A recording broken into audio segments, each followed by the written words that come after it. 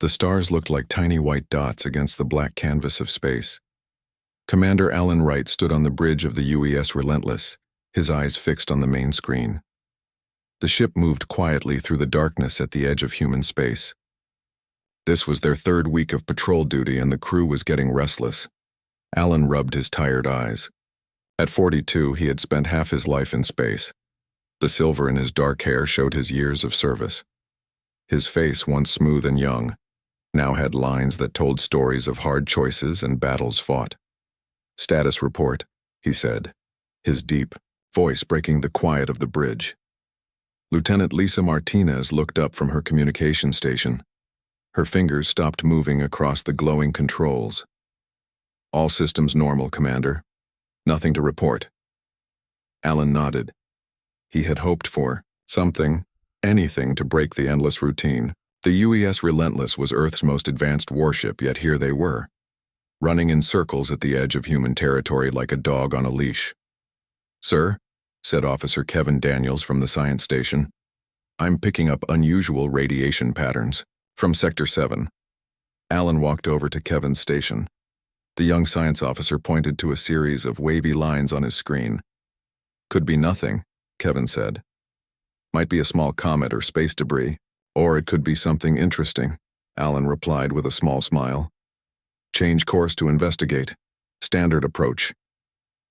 The massive engines of the Relentless shifted power, and the great ship turned toward Sector 7. The crew moved with new energy, glad for any change in routine. 20 minutes later, they arrived at the source of the radiation. It was empty space. "Nothing here, sir," Security Chief Olivia Russell said, disappointment clear in her voice. Her hand moved away from her weapon. Olivia always expected trouble, which made her perfect for her job. Alan frowned. "Kevin, are you sure about those readings?" Before Kevin could answer, Lisa shouted from her station, "Commander, I'm picking up a signal." The bridge fell silent. First contact had happened 30 years ago, but humans still rarely spoke with aliens. The Galactic Confederation had classified Earth as a death world, a planet with such harsh conditions that it produced unnaturally tough and aggressive species. Aliens feared humans, viewing them as dangerous predators. What kind of signal? Alan asked, moving quickly to Lisa's station. Lisa adjusted some controls, her face showing confusion. "It's a distress call, sir, not human." Alan's heartbeat quickened. "Put it on speakers." A series of high-pitched sounds filled the bridge, followed by mathematical sequences that repeated over and over. The ship's computer worked to translate. "The signal is from the Valkyrie," Kevin said, checking his readings. "They're about 6 hours from here at top speed." Alan's jaw tightened. The Valkyrie were elegant, telepathic beings from a low-gravity world. They looked almost like tall, thin humans with pale blue skin and large almond-shaped eyes. They were also among the alien species most afraid of humans. They had voted many times to keep humans confined to their own solar system. "What are they saying?" Alan asked. The computer finished its translation and a voice spoke in flat, robotic tones. "Emergency. Vessel critically damaged. Life support failing. We are under attack. Request immediate assistance. Repeat. Request immediate assistance." "It could be a trap," Olivia said, her eyes narrowing. The security chief trusted no one, especially not aliens who had shown nothing but contempt for humans. "The Valkyrie hate us. Why would they call for our help?" Alan considered this. It was a fair point. Relations with the Confederation had been tense for decades. Humans were only allowed limited travel outside their solar system, and always under strict supervision. "Maybe they didn't call for us specifically," Lisa suggested. "This could be a general distress call that we happened to pick up." Alan walked back to his command chair and sat down, thinking. After a moment, he looked up at the expectant faces of his crew. "We're going," he said firmly. "Sir?" Olivia looked surprised. "They need help. We're the closest ship." Alan's voice left no room for argument. "It doesn't matter if they're human or alien. We answer distress calls. That's what we do." "And if it's a trap?" Olivia pressed. Alan's expression hardened. "Then they'll learn why Deathworlders are feared. Lisa, send a message to Earth Command. Tell them we're responding to a Valkyrie distress signal and request backup if available. Yes, sir, Lisa replied, already typing the message. Kevin, plot the fastest course to the source of that signal. Olivia, I want the ship at combat readiness. If we're walking into trouble, we'll be prepared. The crew moved with purpose now, the boredom of patrol duty forgotten. The giant engines of the Relentless hummed louder as they powered up to full capacity. Alan stood and walked to the viewport, looking out at the stars. Something felt wrong about this situation. The Valkyrie were careful, their ships well-maintained, and usually traveled in groups. For one to be damaged badly enough to need help suggested something serious had happened. 6 hours later, the Relentless dropped out of faster-than-light travel near a small moon orbiting a gas giant. The ship's sensors immediately began scanning the area. I've found them, Kevin said, his voice tight. Valkyrie diplomatic vessel, heavy damage to the hull. They're drifting. On the main screen, an image appeared of an elegant ship. Its once beautiful, curves now broken and torn. Pieces of the vessel floated around it like a cloud of metallic confetti. Several large holes had been ripped in its side, exposing the interior to the vacuum of space. Life signs? Alan asked. Kevin studied his readings. Faint, but yes, I'm detecting approximately 20 survivors in the central chamber. Their life support system is barely functioning. Any sign of whoever attacked them? Olivia shook her head. Nothing on scanners, sir. But there's interference in this area. Someone could be hiding. Alan made his decision quickly. Prepare a rescue team.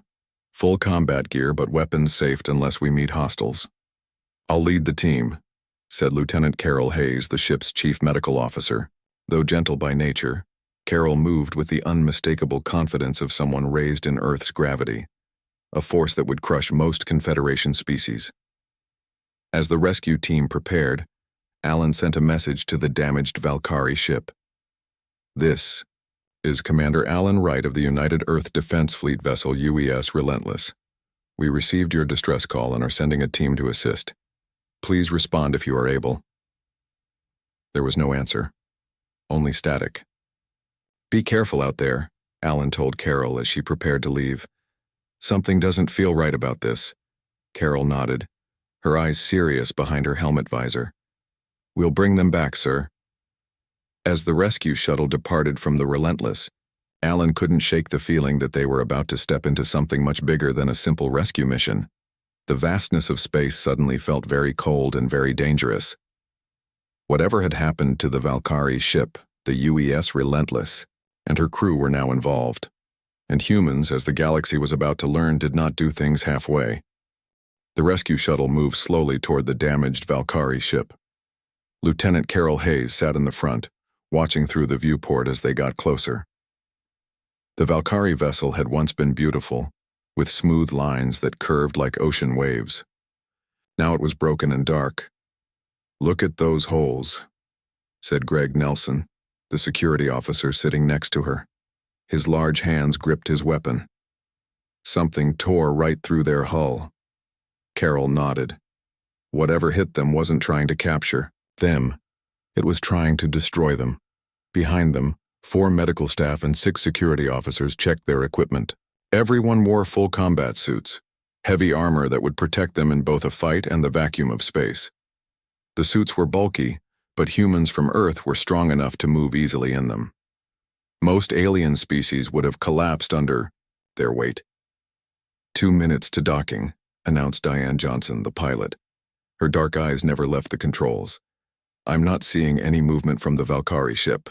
Carol tapped her helmet, activating her comm link to the Relentless. Commander Wright, we're approaching the target. No signs of life visible from outside. Understood, came Alan's voice. Proceed with caution. We'll keep scanning for any other ships in the area. The shuttle reached the Valkyrie vessel and connected to a small airlock that appeared undamaged. With a hiss and a clunk, the 2 ships joined. Atmosphere reading? Carol asked. Greg checked his scanner. Almost none. Temperature is minus 100 degrees. Nothing could survive outside of protected areas. Carol stood up. Everyone stay alert. We don't know what happened here or if whatever did this is still around. The team moved through the airlock and into the Valkyrie ship.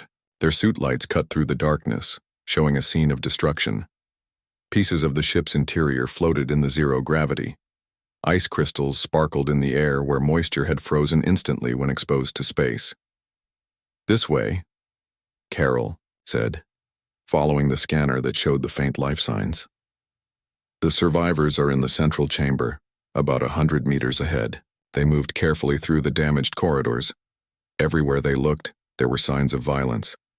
Burn marks scarred the walls. Broken equipment drifted through the air.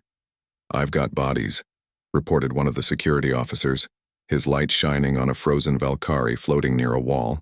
The alien looked peaceful, as if sleeping, but the massive wound in its chest told a different story. Carol paused to examine it. This wasn't done by a normal weapon. The edges are melted. "Some kind of energy weapon," Greg suggested. "More advanced than what we use." They continued forward, finding more dead Valkyrie along the way. Carol counted 12 bodies before they reached a sealed door marked with alien symbols. "This is it," she said. "The life signs are coming from inside. According to the ship's design, this should be their main meeting hall." Greg examined the door. "It's sealed from the inside. They've barricaded themselves in." Carol moved to the door and pressed a button on her suit. A small speaker amplified her voice. "This is Lieutenant Carol Hayes of the Earth vessel UES Relentless. We received your distress call and are here to help. Please open the door." There was no response for several long seconds. Then a weak voice came through the door's comm system. The words were in Galactic Standard, the simplified language used between species. How do we know you won't kill us?"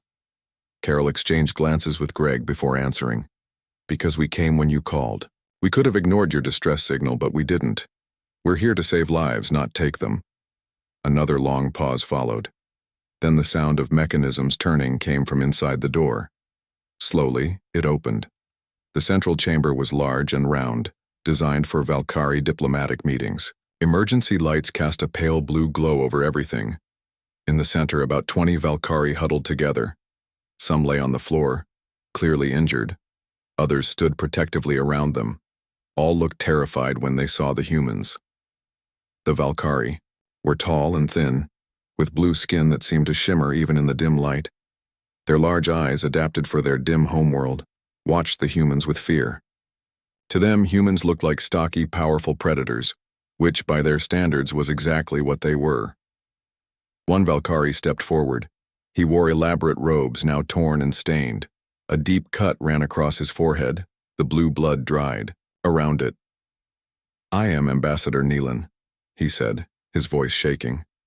"Thank you for coming, though I must admit, your kind was the last we expected to answer our call." Carol removed her helmet, a gesture of trust. The air in the chamber was thin but breathable. "Lieutenant Carol Hayes, UES Relentless, we need to get your people to safety. What happened here?" The ambassador swayed slightly. He was weak from blood loss and fear. "We were attacked without warning. They came from nowhere, ships unlike any I've seen. They disabled our engines first, then cut through our hull like it was paper." "Who attacked you?" Greg asked, his helmet still on, his weapon ready. "They call themselves the Drakath," Neelan said. "They've been raiding Confederation outposts for months, but never this deep into our territory. They took half, our crew." His large eyes filled with tears.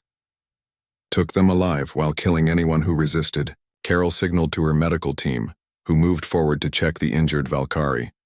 Some of the aliens flinched away at first, unused to being touched by humans. "It's okay," Carol told them gently.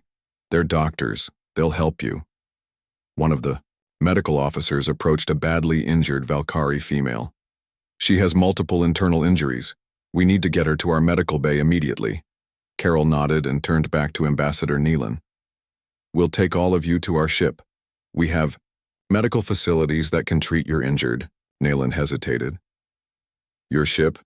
It is a warship, yes? Not a medical vessel?" "It's a patrol vessel," Carol answered honestly. "But we have an excellent medical bay. It's equipped to handle different species. And your commander, he would welcome us aboard, even knowing what we are?" Carol understood the question behind the question. The Valkyrie had been among the most vocal opponents of giving humans more freedom in space. They had spread stories about how dangerous humans were, calling them evolved predators, and worse. Commander Wright ordered us to save everyone we could, she said simply. He didn't ask what species you were. This seemed to surprise the ambassador. He studied Carol's face for a moment, then nodded slowly. Then we accept your help, Lieutenant Hayes of Earth. The team began preparing the Valkyrie for transport. The most injured were placed on stretchers. Those who could walk were helped by the human security officers. Despite their fear, the Valkyrie marveled at how easily the humans carried their wounded, a testament to the strength Earth's higher gravity had given them. As they worked, one of the security officers approached Carol. Lieutenant, you should see this. He led her to a small side room. Inside was what appeared to be a communications station. On one of the screens was a star map with several points marked in red. The ambassador said these Drakath have been attacking other places, the officer said. I think these are the locations. Carol studied the map carefully. Download this data. Commander Wright will want to see it. As they prepared to return to the shuttle, the ship suddenly shuddered around them. What was that? Carol asked, grabbing a wall to steady herself. Greg checked his scanner. Something just passed very close to us, moving fast. Carol's comm crackled to life. Lieutenant, it was Commander Wright, his voice urgent. We're picking up an unknown ship on the edge of our sensor range.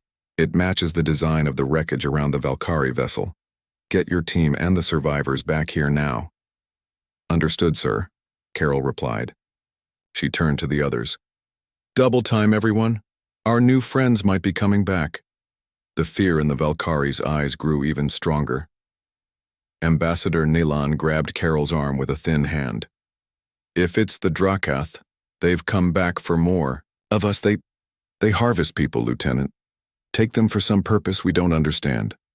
Carol gently removed his hand. Not today, they don't. Let's move. As they hurried back toward the shuttle, the damaged Valkyrie ship groaned around. Time was running out. The rescue shuttle raced back to the UES Relentless, carrying the Valkyrie survivors. Lieutenant Carol Hayes watched through the viewport as their ship grew larger. The massive human vessel looked powerful and menacing against the blackness of space, its weapons systems now fully active. 2 minutes to docking, Diane Johnson announced from the pilot's seat. Her hands moved quickly over the controls. The commander says to hurry. Carol turned to check on the Valkyrie. The injured aliens lay on stretchers, while the others sat in tight groups, their large eyes reflecting fear. Ambassador Nilan sat closest to her, his blue skin pale from blood loss. Your ship? He said quietly. It is built for war. Carol nodded. We patrol the borders of human space.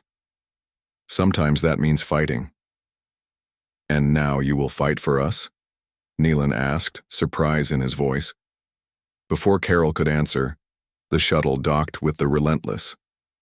The medical team immediately began moving the injured Valkyrie toward the ship's medical bay. Carol, Greg, and the ambassador headed straight to the bridge. Commander Alan Wright stood at the center of the bridge, studying the main screen. He turned. When they entered, his eyes quickly taking in the alien ambassador. Ambassador Nilan, I'm Commander Wright, he said, giving a short bow, the proper Valkyrie greeting. Welcome aboard the Relentless. The ambassador returned the bow, though his movements were stiff from pain. Thank you for saving us, Commander. I must admit, I am surprised by your help. We answer distress calls, Alan said simply. Now, tell me about these attackers. Kevin Daniels moved from his science station holding a data pad. Sir, I've analyzed the information Lieutenant Hayes brought back from the Valkyrie ship. The attackers are called the Drakath. They've hit 7 Confederation outposts in the last 3 months. 8 now, Nilan corrected. They attacked a research station near the Orion sector last week. Alan frowned. And the Confederation hasn't stopped them? They try, Nilan said, his voice tired. The Drakath ships are fast and their weapons are strong. They appear suddenly, attack, and then vanish before our defense forces arrive. They took half your crew, Carol said. Do you know why? Nilan's large eyes dropped to the floor. We don't know for certain. But there are rumors. The few who have escaped say the Drakath perform experiments. They study different species looking for something. He shuddered. Whatever their purpose, we must assume our people face terrible suffering. Alan turned to Kevin. Can we track them? The young science officer nodded. Yes, sir. Their ships leave a unique quantum signature. It's faint, but our sensors can follow it. Where does the trail lead? Kevin brought up a map on the main screen. To an asteroid field at the edge of this system. The readings get confused there. Lots of electromagnetic interference. A good place to hide, Alan mused. He studied the map for a moment, then made his decision. Set a course for the asteroid field, full speed. Commander, Nayland said in alarm, shouldn't we call for Confederation help? Lisa Martinez looked up from her communications station. We've sent a message to both Earth Command and the nearest Confederation outpost. The Confederation ships will take at least 3 days to arrive. Nayland's face fell. 3 days. Those taken may not survive that long. That's why we're not waiting, Alan said firmly. How many of your people did they take, Ambassador? 23, Nayland answered. Most of them scientists and diplomats. Alan nodded. Then we have 23 people to save. He turned to Olivia Russell. Prepare combat teams. We may need to board enemy vessels or facilities. Yes, sir, Olivia replied, already sending orders to her security teams. The Relentless moved swiftly toward the asteroid field, its powerful engines pushing it faster than any Confederation ship could travel. In the medical bay, doctors worked to save the injured Valkyrie. On the bridge, the crew prepared for battle. 2 hours later, they reached the edge of the asteroid field. Thousands of rocks, from small stones to massive chunks of metal and ice, floated in the darkness. The ship slowed to a crawl. Sensors at maximum, Alan ordered. Look for any signs of artificial structures or ships. Kevin worked at his station, his face lit by the blue glow of his screens. The electromagnetic interference is stronger than I expected. It's hard to get clear readings. He paused, adjusting some controls. Wait, I'm detecting power sources, multiple ones, scattered throughout the field. Show me, Alan said. The main screen displayed a map of the asteroid field. Several points glowed red, indicating power sources. They've built bases inside the larger asteroids, Kevin explained.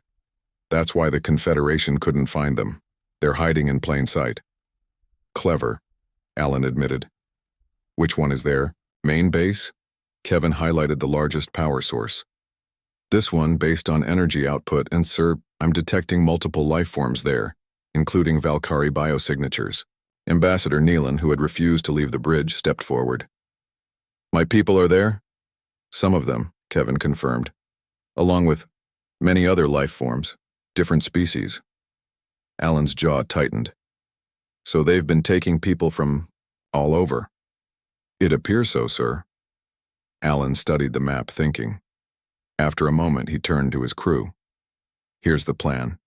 The Relentless will create a diversion, drawing out their defense ships. Meanwhile, a small team will take a shuttle and infiltrate their main base to free the prisoners. A small team against an entire base? Olivia asked, concern in her voice. Speed and surprise will be our advantages, Alan replied.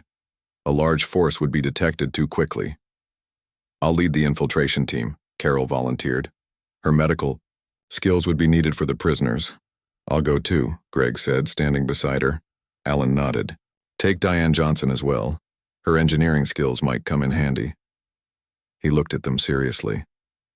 This is likely to be a one-way trip. I can't guarantee I can get you out once you're in. We understand, sir, Carol said. Greg and Diane nodded in agreement. Ambassador Nayland watched in amazement. You would risk your lives for people you don't know? For aliens who have not been kind to your species? Alan turned to the ambassador. That's what humans do, Ambassador. We protect those who need protection. The 3 volunteers left to prepare for their mission. They gathered weapons, medical supplies, and explosives in case they needed to create their own exit. As they worked, Carol asked Greg, Why did you volunteer? The big security officer checked his weapon before answering. My sister was taken by pirates when I was young. Earth forces rescued her, but not before. He stopped, his face hard. No one should suffer like that. Doesn't matter if they're human or alien. Diane nodded in agreement as she packed some small devices. Besides, someone needs to show these Drakath that taking people isn't acceptable, not from anywhere. An hour later, the team was ready. They stood in the shuttle bay, dressed in combat armor. Commander Wright came to see them off. The ship will move in and attack the smaller bases first, he told them. When their defense fleet responds, you'll slip in toward the main asteroid. Your primary mission is to free the prisoners. Your secondary mission is to gather intelligence about these Drakath. We need to know who they are and why they're taking people. And if we can't get out? Carol asked. Alan met her eyes steadily. Then make sure the Drakath remember that humans fought for those prisoners. Make them remember why Deathworlders are feared. As the small team boarded their shuttle, the Relentless prepared for battle. Weapon systems came online, shields powered, up to maximum. The crew moved with quiet efficiency, each person knowing their job. Ambassador Nayland watched from the bridge, fascinated by the humans' determination. They were about to attack an enemy they knew almost nothing about, risk their lives for people who had shown them little kindness, all because they believed it was the right thing to do. Perhaps, he thought, the Confederation had been wrong about humans after all. The battle for the asteroid field was about to begin. The battle began with a thunderous roar. The UES Relentless fired a barrage of missiles at the smaller asteroid bases, lighting up the darkness of space. The response was immediate. A dozen sleek, predatory ships emerged from hiding places within the asteroid field, their engines glowing an eerie purple as they moved to attack the human vessel. On the bridge of the Relentless, Commander Alan Wright watched the enemy ships approach. They were strange-looking vessels with sharp, pointed fronts and curved wings on each side. They moved with unusual grace for their size. Enemy ships closing fast, Olivia reported from her station. Their weapons are charging. Evasive maneuvers, Alan ordered calmly. Focus fire on the lead ship. The massive human warship turned with surprising speed, its main guns tracking the approaching Drakath vessels. When the first enemy ship came within range, the Relentless fired. A beam of concentrated energy shot across space and struck the Drakath ship. The alien vessel's shields flared bright for a moment before failing. A second shot tore through its hull, causing it to explode in a ball of fire. First blood to us, Alan said grimly. But there are still 11 more out there. The remaining Drakath ships spread out, trying to surround the Relentless. They fired their weapons, strange, pulsing energy blasts that hammered against the human ship's shields. Shields holding at 80%, Kevin reported. Their weapons are powerful, but our defenses are stronger. Ambassador Nellen watched. From a corner of the bridge, his large eyes wide with amazement. Your ship, it's standing against them. Confederation vessels would be crippled by now. The Relentless was built to take a beating, Alan explained, not taking his eyes off the tactical display. Now let's hope it's enough of a distraction. While the battle raged, the small infiltration shuttle slipped quietly through the asteroid field. Lieutenant Carol Hayes sat in the co-pilot seat beside Diane, watching for any signs they'd been spotted. The plan is working, Greg said from behind them. All enemy ships are focused on the Relentless. Diane guided their shuttle toward the largest asteroid, where scans had indicated the main Drakath base was located. As they got closer, they could see that the asteroid had been hollowed out, with a small entrance on one side. There's the door, Diane said, pointing to a dark opening. But I don't see any way to open it from here. Carol studied the entrance. We'll have to make our own way in. Greg, the explosives. Greg nodded and moved to prepare the charges. The shuttle approached the asteroid carefully, staying close to its surface to avoid detection. When they reached a spot near the entrance, Diane held the shuttle steady, while Greg put on his spacesuit. I'll place the charges on the outer hull, he explained. The explosion should breach the wall and give us a way in. Be careful, Carol warned. We don't know what sensors they might have. Greg exited the shuttle, pushing himself toward the asteroid's surface. Using magnetic boots, he attached himself to the rocky exterior and began placing the explosive charges in a circular pattern. When he finished, he returned to the shuttle. "Charges set," he reported. "We should move back before detonating." Diane guided the shuttle to a safe distance. Greg pressed the detonator. There was a flash of light, then a cloud of debris erupted from the asteroid's surface. When it cleared, they could see a ragged hole in the rock wall. "That's our entrance," Carol said. "Let's move fast before they realize what's happening." The shuttle flew quickly to the new opening and entered the asteroid. Inside was a large, dimly lit hangar. Several small Drakath ships sat on landing pads, but there were no signs of crew. "They must all be busy with the battle," Greg observed as they landed. Good timing. The three humans checked their weapons and equipment before exiting the shuttle. Each wore combat armor and carried both medical supplies and weapons. Carol led the way, following the life signs her scanner detected. "This way," she whispered, pointing down a dark corridor. "The scanner shows multiple life forms about 200 meters ahead." They moved quietly through the base, surprised by the lack of guards. The corridors were tall and narrow, with strange purple lighting that cast eerie shadows. The walls were made of some kind of dark metal that seemed to absorb light. "Something's not right," Greg said as they approached a large door. "This is too easy." As if his words had triggered something, alarms suddenly blared throughout the base. Red lights flashed along the walls. "They know we're here," Diane said, readying her weapon. "So much for surprise." Carol checked her scanner again. "The prisoners are just past this door. We need to move now before guards arrive." Greg stepped forward and examined the door. It had no obvious handle or control panel. "How do we open it?" Diane pulled a small device from her pack.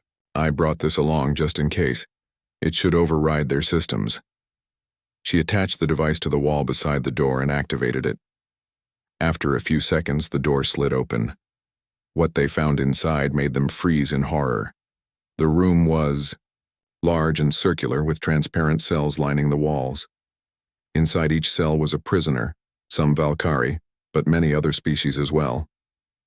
Some looked nearly dead, while others pressed against the glass, eyes pleading for help. In the center of the room stood several tall, insect-like creatures. These were the Drakath. They had 6 limbs, hard exoskeletons that shimmered in the light, and multiple eyes set in triangular heads.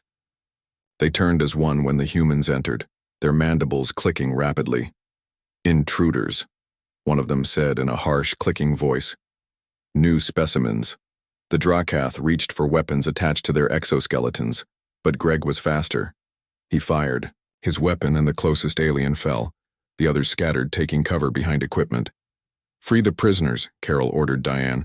"Greg and I will hold them off." Diane ran to the control panel on the far side of the room while Carol and Greg engaged the Drakath in a firefight.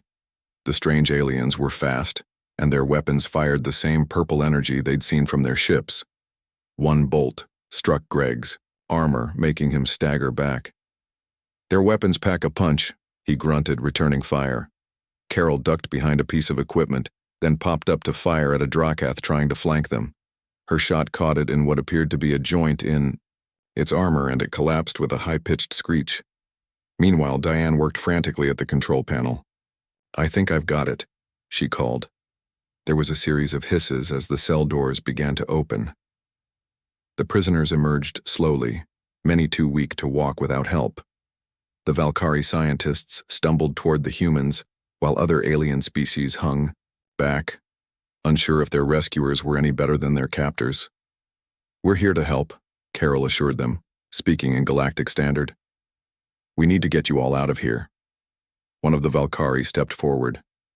"There are more prisoners in other rooms," he said weakly, "and they have a laboratory where they—" He couldn't finish the sentence. Carol made a quick decision. "Greg, get these people back to the shuttle. Diane, download whatever data you can from their systems. I'll find the other prisoners." "Going alone is too dangerous," Greg argued. "Don't have time to argue," Carol said firmly. "The Relentless can't hold off their fleet forever." Reluctantly, Greg began organizing the freed prisoners, helping the weakest ones to walk.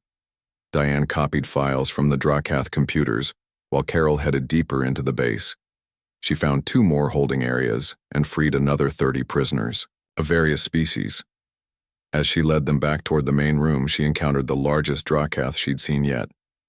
It stood blocking the corridor, 2 weapons pointed at her. Human. It clicked, its voice somehow conveying curiosity.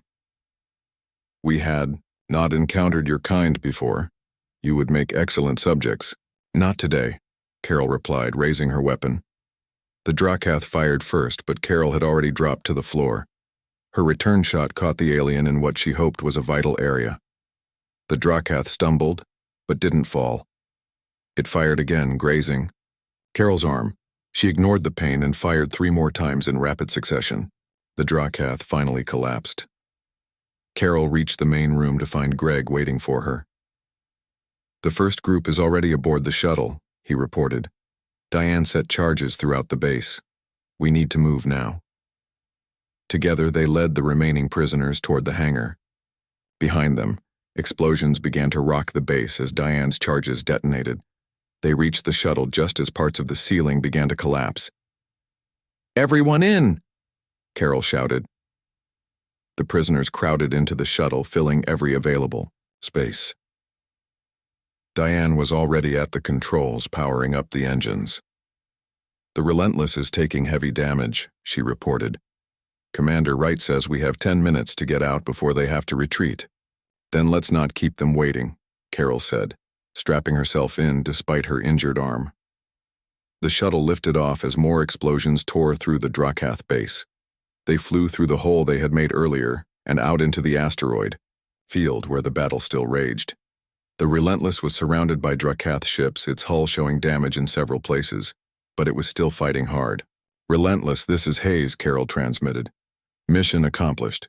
We have approximately 50 prisoners, multiple species, requesting immediate pickup." "Copy that, Lieutenant," came Commander Wright's voice. "We're coming to you." The massive, human warship turned, firing its main guns to clear a path through the enemy vessels.